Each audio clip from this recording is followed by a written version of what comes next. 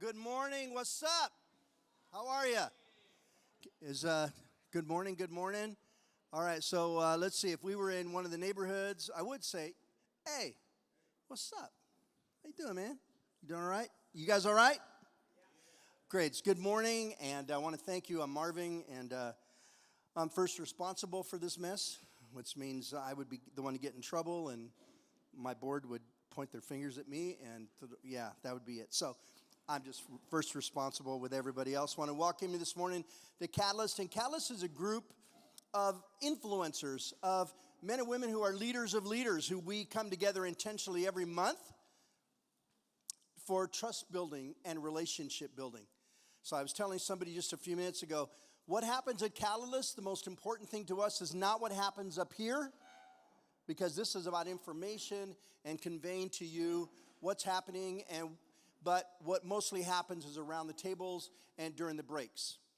So that is what Catalyst is about, because we have found through, well, heck, I'll just say it because I said it to somebody else, 40 years of working in the community, that everything in our community is built on trust and relationships. And you work, whether you're in business, whether you're in the neighborhood down the street, you only hang and work with those that you trust and you understand their motives and you work with them. So we have spent a lot of time building trust relationships with no motives other than let's care about each other, let's work together, and let's figure out how to navigate life together. So what I'd like you to do is stand up from where you are now. I tell you, when I go to church on Sunday, I hate this part because I'm an introvert, and I tend to go to the bathroom during this time. So somebody block the bathroom. Yeah, right. Get up from where you are, from not your table, and just say good morning and just greet them, and then you could sit back down. Not too much, all right? Nobody go to the bathroom like I do. Meet 3 people. Introduce your name, yourself, your name. And congratulations, I didn't see anybody go to the bathroom during this time, because that's what I tend to do. Hey, I got to go to the bathroom. I'll lean over to my wife. We do want to thank our sponsors as they help us financially support Catalyst and City Ministry Network, Access Plus Capital, Blue Shield of California, Oak Valley Community Bank, Starbucks, which always gives us our coffee at no cost, Rolling F Credit Union, TSM Insurance, wherever Randy's in here somewhere, Randy Clark, Stanislaus Equity Partners. I know Joe always wants me to say them, or else he gives me a hard time. And then Catherine over at Valley First Federal Credit Union. Joe says Stanislaus Equity Partners. I'll say it one more time. So good morning, all of you. If you're here, if you are a Facebook, Instagram, Twitter person, if you could just go ahead and go and say, hey, I'm at Catalyst, and you're missing out, please do that. I decided a long time ago I've got to stay off that stuff. So, but anyway, for you, I should take that back. Facebook, go forward and do it. Twitter, Instagram. You know, again, I told you that our purpose of Catalyst is for relationship building, connecting, as well as informing. And I want you to know we really work hard to come up with, no, let me say it this way. Sometimes there's their narrative, and you saw it maybe a couple of days ago. You know, our kids are like, we're at the bottom of the rung when it comes to education. Maybe so, okay. But there's a lot of incredible things that happen in our community, and a lot of incredible people who are serving, who are giving, who are offering hope to their neighbors. And so we want to highlight those people. And one of the things, we made a commitment, and you know, sometimes I'll change it and not, but we highlight local men and women and organizations that are doing good work in our neighborhood. So if you notice, not that we're cheap and we don't want to bring somebody in with a big honorarium or give them a big stipend, but we really don't need to. There are some incredible heroes and heroines. Is that right? Female? Is that how? Okay, heroines in our community that need to be highlighted. And so we're going to continue to do that. And one of those men, I'm going to ask Dirk to make his way up here. So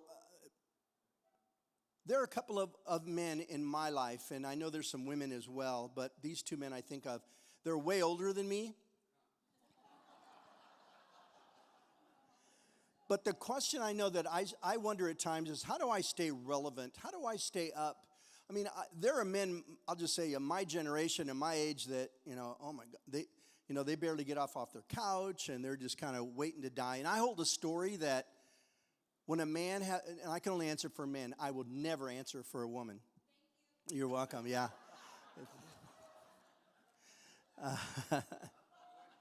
Yeah, I've tried, and my wife gives me the look. But I do hold a story that when a man's got to have a reason to get out of bed in the morning, or else he begins to shrivel up and die. And I watched my father do that. And so I've committed to stay as relevant in learning. And Dirk has been one of those. Dirk Van Konynenberg, who's been a rancher for a lot of years, and one of my heroes in the faith as well as in life. So I'm going to let him just take just a couple of minutes, and we've talked, and then we'll take you to your tables. Thank you, Marvin. I woke up this morning and one of those crazy memories passed through your mind.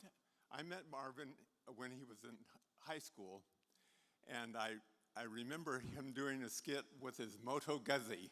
I'm not sure what a Moto Guzzi is, but that's my memory of Marvin 40 years ago? A long time ago.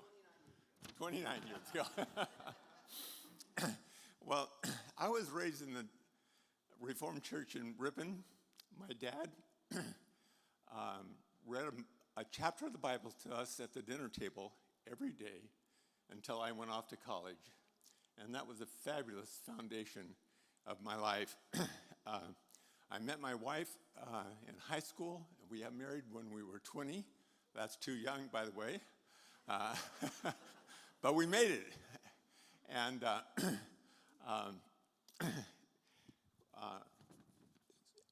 a couple of years after we got married, someone suggested to us that we go listen to a person named Harold Bredesen, a Reformed church pastor from New York. And he was talking about having a personal love relationship with God through Jesus Christ in the power of the Holy Spirit.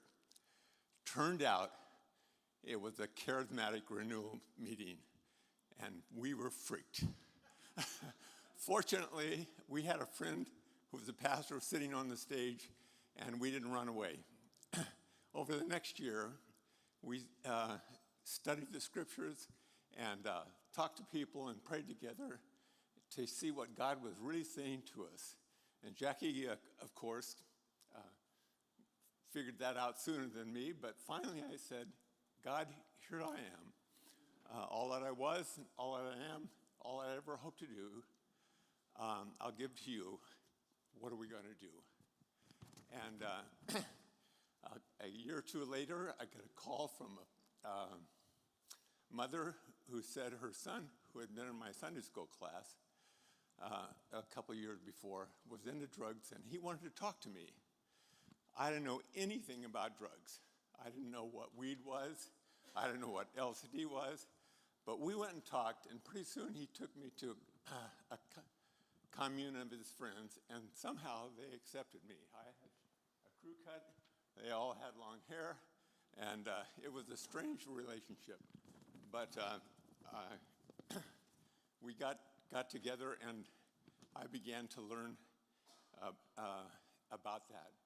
They introduced me to Led Zeppelin, to Crosby, Stills and Nash, Bob Dylan, and I talked about Jesus. It wasn't long before the Modesto PD showed up and busted the whole group, and I ended up bailing several of them out of jail and standing up with them in court. Of that bunch, one of them became a medical doctor and served for years with the Mercy Ship Logos. And another one is now an elder in a church in southern Idaho. And so, whatever you get run into, God does great things with. Soon after that, that group got back together on Hackberry, and I continued to go there and talk about Jesus and lead Bibles. And if you want to hear some fun stories, catch me off someplace for what happened there. This led to a Jesus People kind of live-in facilities for men and women in town, and that was the origin of the original church in the park. I also served for 30 years on an international mission organization, of which 10 years I was the chairman. During this time, I got to know a lot of people in recovery. I was invited to join God's Way Out, which was a 12-step program here in this church. And that's where I met the men and women of the Redwood family. Not the men and women, the women and children of the Redwood family. And also, that met every Thursday night. And then on Monday nights, there was something called the Monday Night Feed, in which people from all homeless people and other people came here. And we got to know them. John Walker and I used to clear tables, and one of the kids always called me the garbage man. You know, really, many of you know Charlie and Linda Shepard, who are sitting over here, and they became my mentors and helped me learn and understand how to respond in that period of time. So thank you, Charlie and Linda. In that period, I found that the greatest need that I knew about was for women with children. There are a lot of men's clean and sober living houses in town, but there was almost nothing else with women.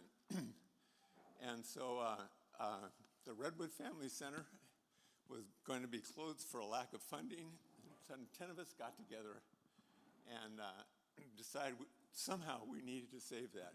And we were able to, and we now work with a contract with the county child welfare and BHRS to carry on that work. We've been there for not 12 years.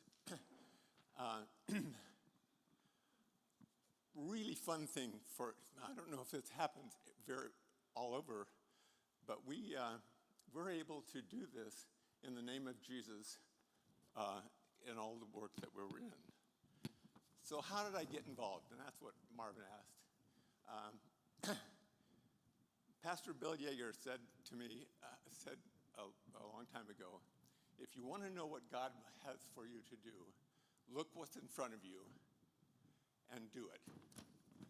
And if you're like me and you don't have any idea how, find a Charlie and Linda to help you open that door and meet the need that's in front of you. So why do I do it? Well, once a month, I get to go to a chip night at the women's facilities and hear the marvelous things that God is doing in their lives. And what more could you ask for? So I ask you, what's in front of you?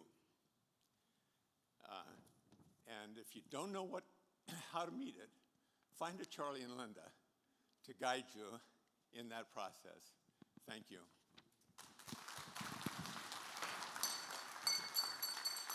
What was that? I have no idea. That's okay.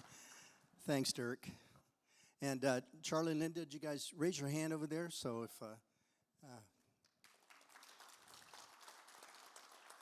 Modesto High, baby. That's right. So right in front of you at the table, we're going to get you around the tables. And what's in front of you that might be your next season of life or work? What's in front of you that might be your next season of life and work? Take 5 minutes on that. I'll see you in a little bit. All right. How'd that work? Okay, yeah. A lot of Marvin jokes up there. This morning, Mike mentioned we are looking at, we're going to spend some time talking about the mental health of our kids. School starting's next week. And this conversation this morning started a few months back when we began to, really a couple of years, when COVID ends, you're beginning to hear our kids are struggling mental health. And with candor, there were some of us who thought, and not just me, I love teenagers, it was, well, are they really not doing well? Or, the millennials and this gen, they're just a bunch of whiners, So I sat on it. We sat on it. And now we begin to see, how are our kids really doing in Stanislaus County? And what are we doing about the mental health and well-being of our young people, because they are struggling, a lot of them. And so we sat on it and began to think, okay, who from our community could come up and be qualified to tell us about the health and well-being of our young people? And as school's starting next week, we thought of Kym Barber. She is a lifelong resident of Stanislaus County. Kym is the Youth Program Coordinator, Mental Health at Stanislaus County Office of Education. She is the National Alliance. She's part of the National Alliance on Mental Illness on-campus high school club program coordinator.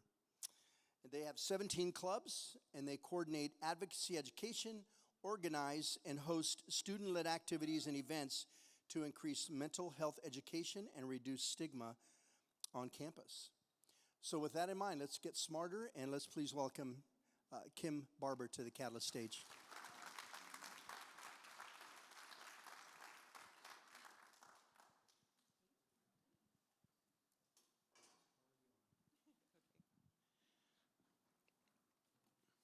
Thank you for having me. What a privilege to be here with you to talk about mental health and some of the fun things we're doing in Stanislaus County Office of Ed.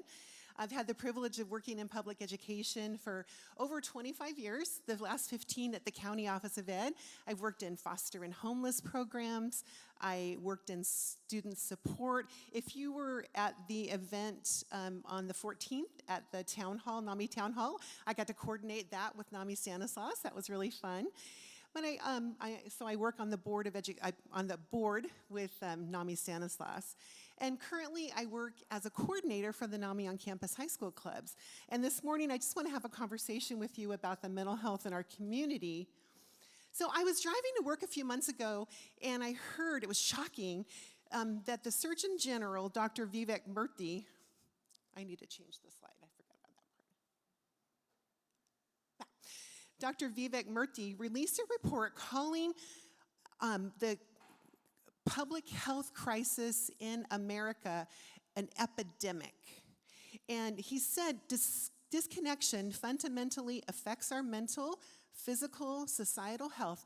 In fact, loneliness and isolation increase the risk for individuals to develop mental health challenges, and lacking connection can increase the risk for premature death to levels that are comparable to smoking 15 cigarettes a day. So get that. The level, having disconnection in our community among our students, can actually harm your physical body to a level that's equal to smoking 15 cigarettes a day. And rigorous studies have been done on this. It's not just the one. It's been established that the lack of social connection is actually an independent risk factor for deaths in America. In his report, Dr. Murthy challenges us to make the same investments in addressing social connection that we have made in addressing tobacco use, obesity, and addiction. That's quite a challenge. Oh, I did that. There we go. The temptation to go back there. So our relationships and interactions with family, friends, and colleagues are just some of what creates the social connection. So when we lack social connection, we can actually compromise our own health. I said it can end up having premature death.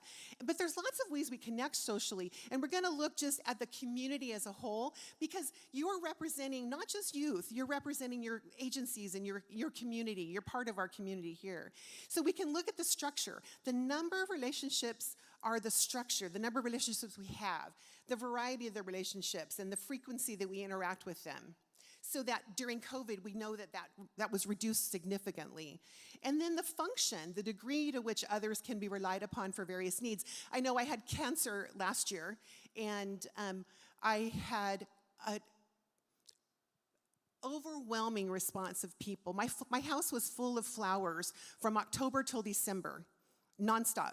I had food flowing into my house. That connection, even though I wasn't physically near anybody, I had connection with people all the time. I had those relationships. And the quality that we have those relationships to interact with others is really helpful and satisfying. My doctor sent a counselor to me to talk to me, and she said, how are you feeling about everything? Are you feeling connected? And I said, yeah. She goes, that's really gonna help you heal. And it did. I'm cancer-free now.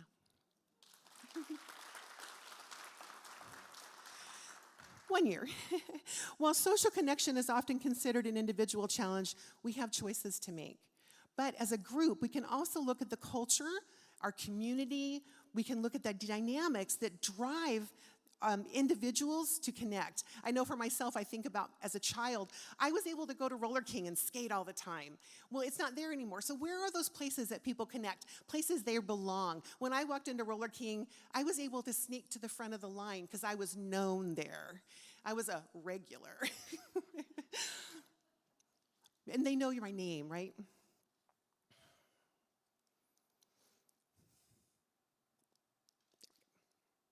Let me go back one.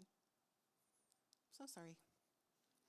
So as we continue to look at social connection in our community as a whole, we can ask what leads us to be socially connected?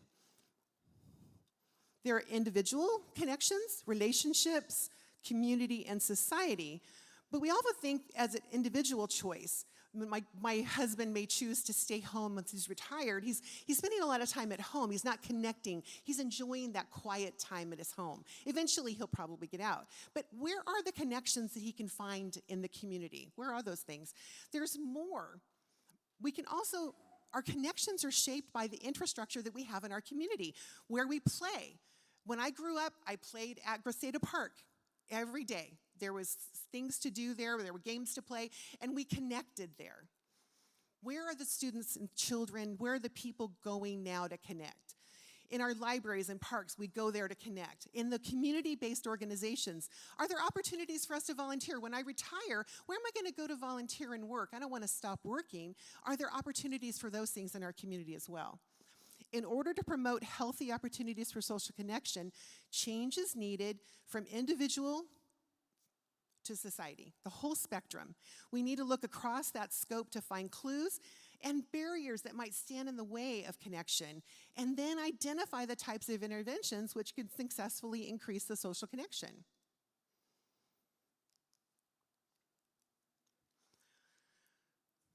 So, large population of studies have found that when healthy people were tracked over time, more socially connected people lived longer.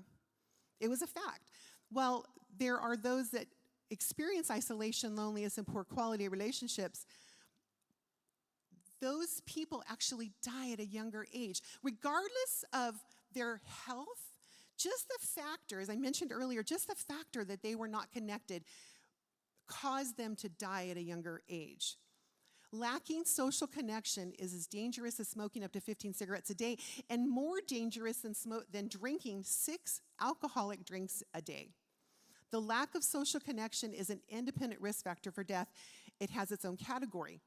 It contributes to premature death and heart disease. You can imagine the heart disease and the cancer, hypertension, diabetes, all of the trauma that we experience impacts our ability to function in society, and it affects our biological systems. For the most part, we do not operate independently. Our biologic systems, when we feel stress, we have a gut reaction, and we may find our blood pressure increases, and these impacts the social connections are seen early in ages of life.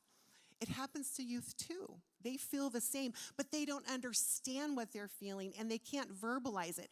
And we have to help them get the words to say it. In our classes, when we're teaching, we can talk about those things in all of our classes. We need to embed that mental health conversation in our classes. You'll probably also, with me, join the majority of adults that agree that social relationships, especially with your family and close friends, provide a source of meaning and purpose for you. And researchers find that when you have a high purpose, you see yourself supported in social networks, you're more likely to engage in behaviors that are promoting your health, your mental health. You're taking care of yourself.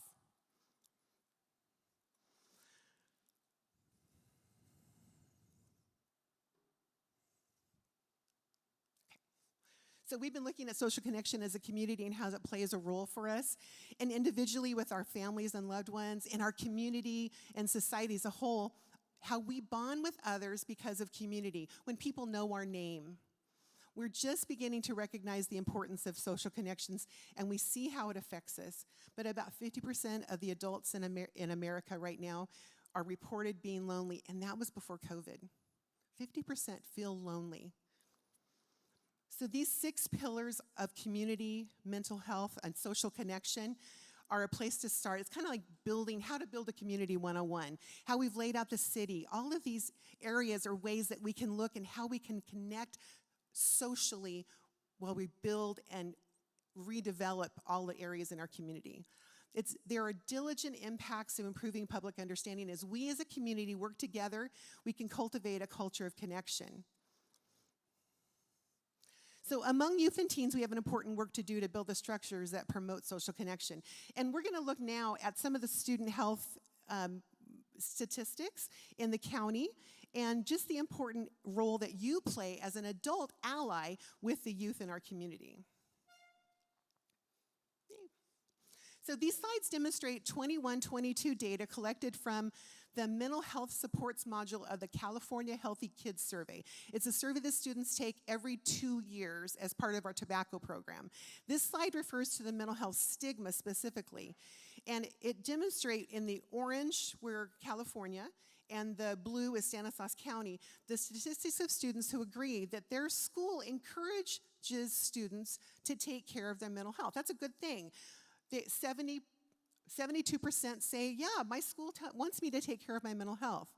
And then on the bottom, those students agree that there's an open conversation about mental health in their campus, comparing again California at 51%, Stanislaus County at 44%. This talking openly about stigma increases the safe space for students to be, and it also increases connectedness and belonging. So then we explore exploring mental health in our community. The high school students who have an idea of what they would do, where they would go if they feel sad, lonely, or depressed. Now, schools are starting to embed more mental health programs in their schools. They're hiring a lot more counselors and mental health clinicians at school. But 31% say they don't know what they would do. And combined with 21% that are afraid to get help, that's more than 50% of the students that probably wouldn't even look for help. They wouldn't know where to go. So it's interesting to me that the data here demonstrates that almost 40%, though, will look to a trusted adult. In essence, the data shows that increasing the number of trusted adults in a young person's life is a critical response to severe loneliness, to stress, to isolation. Did you know you have a role to play with the students? It's not just peer-to-peer. So truly, the more trusted adults in a young person's life, the greater the experience of belonging for that young person. So the slide here is from the research from a book called Belonging from the Research Institute called Springtide. Strongly recommended. It's in my Google, a link to it is in my Google Docs that I'll show you later, or my Google folder that I'll show you later. But it's also what they call an epidemic. It was ironic to me that they called it an epidemic too. The young people surveyed had a high rate of loneliness, social isolation, and stress. Well, the researchers, when they talked to the students, they wanted to find out, where are you going to find connection? You know, what programs are really working? And they were stunned when they found out through the interviews. They kept asking the students, where are you going? What programs are you enjoying? But when pushed to express where, the students didn't tell them where. They told them who. They created a sense of belonging. The people created a sense of belonging in those places. It wasn't where, it was who. So it turns out the place or setting didn't matter as much as the relationships. These young people had with family, with friends, but also there on campus, people they could trust. You can be that trusted ally for someone as well. So we see on the graph here about 62% of the people who have no trusted adult relationship report feeling completely alone. That number drops to 9% for young people who have 5 or more trusted adult relationships. See the gap there? It's huge. While stress and overwhelmingness had the lowest level of discrepancy there on the bottom, between those without and with trusted adults, it was still a significant margin. This slide demonstrates the findings from Springtide that feelings of severe loneliness and social isolation and stress can be substantially reduced when students increase the number of caring, trusted adults in their lives. So we find that trusted adults are a critical piece for helping young people in belonging.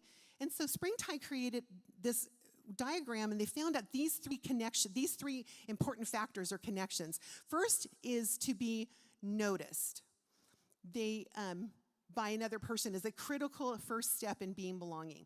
Imagine the moment that the young person realizes they have your attention or they know your name. You know, for me, I went to Roosevelt.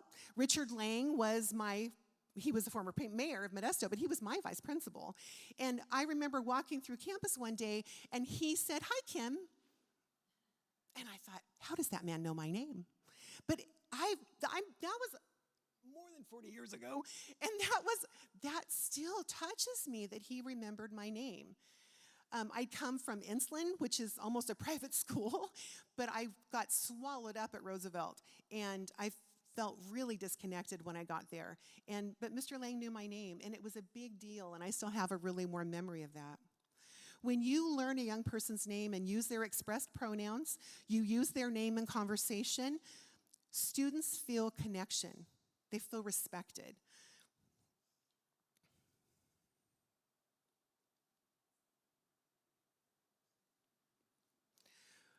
Then being known is definitely a process. It will deepen when a student feels truly safe. Being known alleviates fear of rejection. You're talking to them, you're trusting them. Please go to them in a place of trust and not judgment. You want to understand where they're coming from. Learning to practice non-judgment means asking questions, learning about where they're coming from, so you can enter their world even if you disagree with them. All right, so I'm going to wing this. My computer died.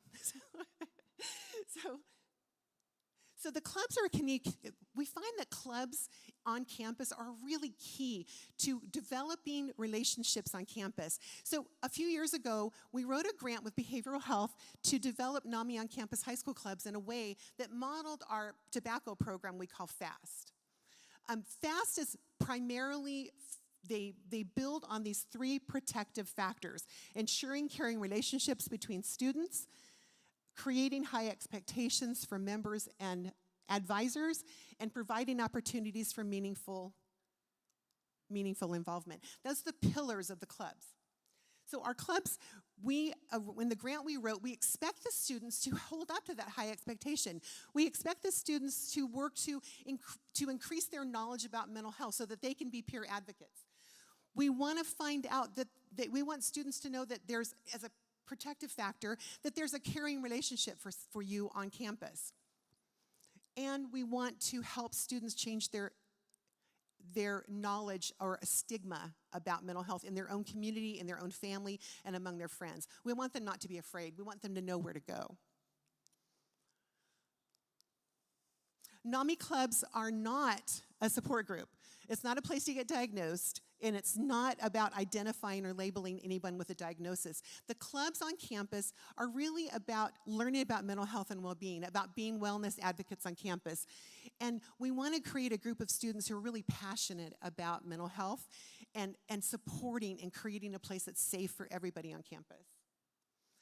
We encourage the students to engage in community activities. So we have clubs all around the county. There's actually 17 clubs now, and we coordinate them all. The advisors come together every month, and we have a Zoom call together. We talk about what we're doing at the club level, and I write a newsletter every month. I maintain a really robust website full of ideas, and actually was able to, starting August 1st, NAMI on campus originally had only been in California for the high school level.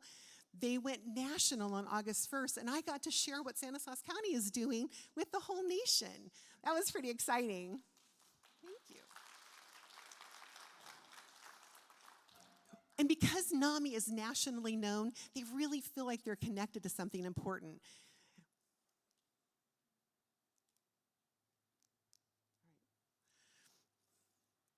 I had some really good words to speak about this slide, but I want you to I want to reiterate the important factor that you play in a student's life. These are the qualities of belonging relationships. I want you to embrace them and think about right now, think about a student or a young person in your own life that you can know by name. I had a student when I was at Blaker Kinzer named Juan, and he shared with me why he couldn't get his homework done after school because his dad expected him to go out and sell drugs after school, and he wasn't able to get his homework done. And I didn't even know what to say, and it just has always, like, I wish I had the words, and of course it really motivated me to find out what should I have done, what should I have said, but I've never forgot one. So I want you to think right now about a student that you know may be struggling with their own mental health.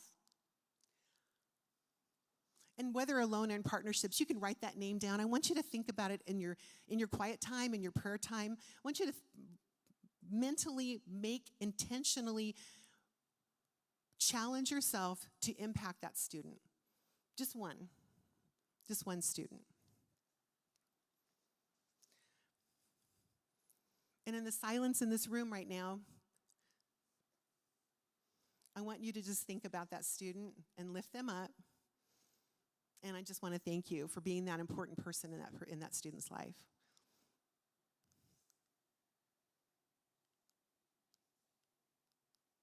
Okay. Thank you.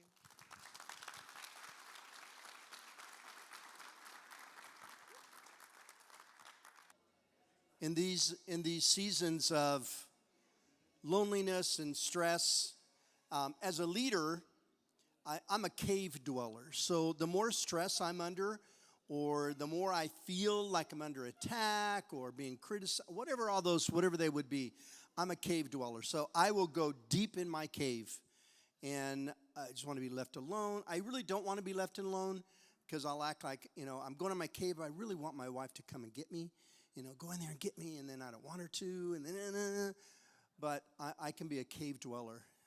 And you know that I spend quite a bit of time with you, leaders of leaders, and others that aren't here this morning. And I want to say to you that there's a deep sense of loneliness and exhaustion from so many of those that are here this morning and some who are not. And some of it is just about this loneliness, the aloneness. One of the slides that Kym put up was, it's just what a culture of connectedness looks like. And how does that happen at work? Because, as adults, we spend our time either at work or family, and then there was a work, family, and with friends. But there can be a real sense of loneliness, even with you, that you are all by yourself, that nobody understands. And even if you think somebody understands, you still might feel alone. So this is what I'd like you to do. Sometimes you can't do that for yourself. I can remember one time just having some friends just come to my office and look me dead in the eye and start asking me questions about how I was really doing about something. And so even though in the moment I resented it, Joe, but the point is, it was great. It was great. He made me cry. He really wanted me to cry. You have a friend that, really cry, So, okay, I blessed him and I cried. So the point is that we all need those kind of friends. And yet, at the same time, I told you, dude, get out of here, I resent you. So, all that to say, two things. Number one, and I do this often, because I've done it with some of you, just send a text. If I capture thoughts. So, if I think about your name, I'll just send you a text and say, hey, just thinking about you. How are you? And I don't work at it. I don't stress at it. I don't grunt and think, who can I think of? If your name comes in my mind, I will think of just send you a text, or sometimes nobody calls anymore, but sometimes I do give you a call. Or, hey, what do you think? Let's get together and have coffee. You okay? How are you? How's it going? And I can tell you, there are so many times, and I want to encourage you. I do this because you're leaders of leaders. There are times when I'm talking to somebody that is, I'll say significant in the community. All of you are significant. I wouldn't care less what you do. I don't care. How are you? And I do want to stop and encourage you all to do that, because you are so important to this community, even when you go back to work. And it doesn't matter what you do, what level you think you are at influence. You all have circles of influence that you're a part of. So that's for others. But I want to encourage you. There might be some of you in the room. If you can, if you have the energy to reach out to a friend. But if you've got somebody around you that, not just in here, but maybe in your work or whatever, if you've got the energy to reach out to them, because this sense of connectedness and belonging in our community is big time lacking. And again, continuing our community to build a culture of connectedness. What a great place to grow up in and grow old in if there's a sense of connectedness. So we're going to end here soon and want to say a couple things to you. We are a City Minister Network who hosts Catalyst, is a 501c3 nonprofit. So if you want to go ahead and partner with us financially, please do that and join us. You could talk to myself or one of the guys, men or women in the back, and partner with us. We do host Catalyst to get people together. City Minister Network is a leadership development organization. We develop people. This is what Catalyst is about, to invest in you so you can go and invest in others. And then the other things, some of the banners that you see around are all about developing men and women, young men and women, old men and women in leadership. So collaboration, because leadership is about placing each person now into the fabric of leadership and influence in their community, because we all have a place for that. And when we don't take our place in leadership and influence, everybody hurts, because you probably are the only one that could do such a thing. So I want to encourage you to share one thing that happened this morning. And Kym will be over here, and if you want to reach out to her, that'd be fantastic. There's some flyers in the back. I know Jose gave us some flyers regarding one of their activities. Register now for their 5K run and walk, and so you could get some information back there. So I was excited about this morning, for sure, Kym, and thank you for that. You were fantastic. Bless you. And I want you to know, because Catalyst, we're so time conscious, I figured, I'm up here thinking, oh my gosh, we've created anxiety in Kym because she's got the timer on and the timer. So I'm sorry, Kym, if that happened to you. You were great. You were wonderful. But I want to bring up what we're going to be doing next month. So Alex, come on up, Alex. Alex works, come on up, give him a hand. Oh, you're all coming. All right. Alex works with a young man named Michael Baldwin, and some of these men and women are part of Legacy Alliance. So I'm going to let you know what you can look forward to in September. So Alex, what can we look forward to in September? In September, you guys can look forward to meeting some individuals. And I just want to say thank you, Marvin, for inviting us up, and thank you for City Ministry Network. And thank you, Kym, for what you talked about today, because when we look at the people we serve, we often just see the broken person, but we like to look at the broken relationships, right? Like, there's always broken relationships behind the people that we're serving. And so I asked my team to come up here. You guys come scoot over here. I'm taking up all this.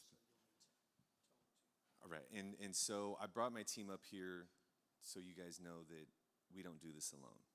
There's always a team with us wherever we go. And so I'm inviting you in and asking for you to call in and join in the mission of helping people. And so we are Legacy Alliance Outreach, and we're a nonprofit here in Modesto, and we were born out of seeing a lot of services being offered and provided, but also a lot of individuals that didn't connect to those services. And so we serve at-risk youth, incarcerated, formerly incarcerated, the unhoused community, people suffering from substance abuse, domestic violence, human trafficking, and everything else in between, because our motto is, we help no matter what. And so what we're going to do is we're going to bring some of our clients and some of our staff so you can get to know them, right? And so we want you to connect to individuals who are in the field, who are receiving services, and who are providing those services, so we can share what we're doing with all of you, right? And so Michael has some great things planned and some experiences, and you're going to be able to meet a lot of these individuals and partake in some of the process that we use to help individuals. And so one of the new things that we've been doing is that we actually started a staffing company. Because of the population we serve, who are formerly incarcerated, unhoused, and struggling, we found out that they had this huge need. And they didn't know how to do it. They were lacking, they were struggling, and they didn't trust a lot of individuals, right? So being individuals who come from the lifestyle, who've been in a gang, who've been in prison, and who understand what they're going through, we're able to build a relationship and help them get connected. So we started a staffing company, and we have about 50 to 60 people showing up every day in one place, every day just looking for a job. And we've taken this opportunity to get to know them and to help them, because there's a lot of things that are missing in an individual's life. And one of the things is people, right? And so statistically, for people to be successful, you know, people look at, you have two parents in a home that are loving, caring, and connected to the child or the individual, right? And that's not necessarily true. Then we think it needs to be at least one parent in a household that's loving, caring, kind, and connects to this child or this individual. And that's not necessarily true. What we need as a person is that one person that we can connect to. That one person who can see us exactly where we're at. And if we have that one person who believes in us and sees us for who we are, we could be successful, whatever that means for you. And so I really hope that you guys join us next month so we can present to you what we're doing, how we're doing it, and the exciting things that are happening. And I just want to let you know that some of the individuals that we have coming to us are the people who are out on the streets committing all the small crimes, the nuisance crimes that bother us and we get frustrated with. And so I want you to really be connected to what we're doing and what it means for our community and what it means for the future of Modesto. And so we have some staff in here that have also been clients. And so Jamel here spent almost 2 decades in prison. He's been with us for a couple of months now, and we got him working with us. He's got his own car. We're providing housing for him, and he's going back to school to get his bachelor's degree.